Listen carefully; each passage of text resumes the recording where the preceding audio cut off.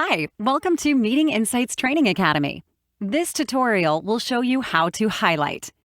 Using the highlight feature allows you to capture and transcribe what was said 20 seconds backward and 20 seconds forward. Please note that highlights are completely private.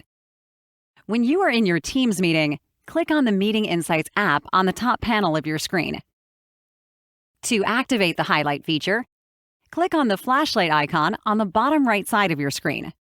This will activate it, and it will record 20 seconds backward and 20 seconds forward. You can add 20 more seconds, pause, and even add a title for the highlight. You can add highlights post-meeting as well. Enter the meeting that you would like to add the highlight in, and click on the flashlight icon under the meeting player. If you didn't select the language of the meeting during the meeting, you will be asked to select it and click Save. Click again on the flashlight icon to activate the highlight. Adding a highlight post-meeting has all the functionalities of adding one during a meeting.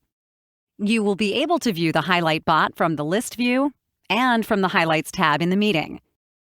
After the meeting, you can send the taken highlights to your email by double-clicking on the Highlight tab, then selecting Send to My Email. And an email with the selected highlights will be sent to your email.